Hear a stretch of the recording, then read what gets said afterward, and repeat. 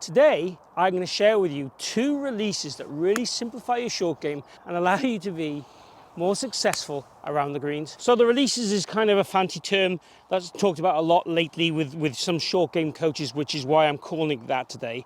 What I normally talk about is gears. If you imagine this is 0 in terms of gears, this would be 1, 2, 3, 4, 5. So I generally talk about chipping and pitching as in a gear 1, which is like a release 1, or a gear 3, which would be more like a release 2 if you like.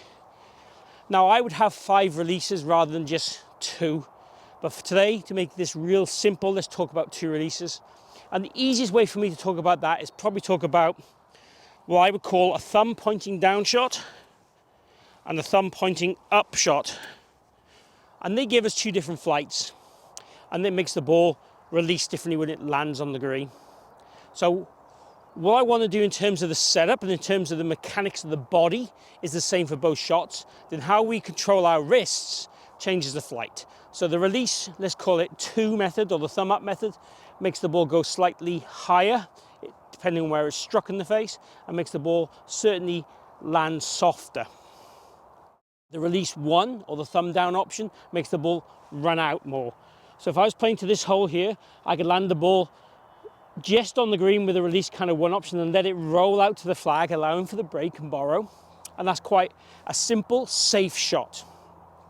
So if the lie's not good, bare, or we felt a little bit more nervous because of the bunker or the situation required us to be a little bit safe, the release 1 would be how we play it. So I've got a 54-degree wedge here. And in terms of the stance, we're looking for a narrow stance, heels closer than the toes, and about 2 club head widths apart with the toe area of our feet. The ball's going to sit in the middle for our standard shot. The weight would be 60% on the front foot. And I'm going to make sure when I swing back that the weight doesn't really travel too far. There's definitely a pivot, there's a hip turn, there's a rib cage turn. And I'm trying to feel that my arms and body are fairly connected. I don't want the right arm to be running away. So we want that kind of simple connection. And conceptually, all I'm going to try and do is get my thumbs to point down, and if anything, try and get the toe of the club to land a little bit more before the heel. And that helps us get this club a little bit more vertical, which again gives us a bit more security in terms of contact. So all I'm simply going to do is try and land the ball, let's say 10 foot on the green, with a thumb down shot, with that stance. Weight there.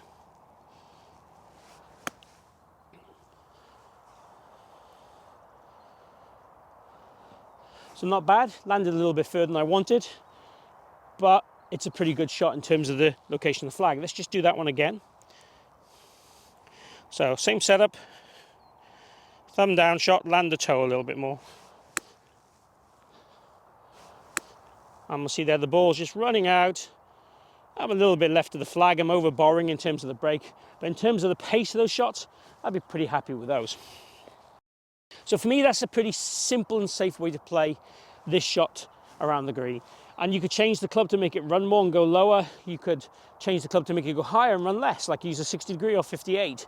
So the club you use will vary the flight, and also how we play it technically will vary the flight. And we have got other options as well in terms of ball position and so on. So when we go to the thumb up shot, I'm simply letting my wrists work a bit more naturally, and I'm feeling that my thumbs point up and point up. In terms of landing the toe, not as important. If the lie was bad, it would be more important. But if it's a standard lie, I'm just thinking about the toe up, toe up. I'm trying to get the kind of length of the swing right. Setup is exactly the same as what we just done. So heels slightly toes apart, weight forward. Feel is probably just going to be left arm to about hip high for me for this shot, and thumb up.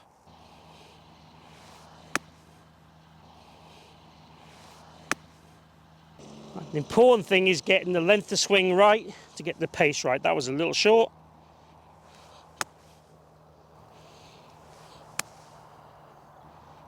That one pretty good.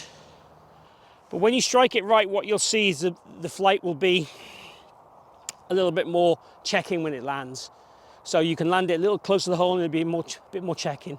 So the ball won't run as much. So when we get to those hard greens, downwind or fast greens, it's a shot that you can play a little bit more.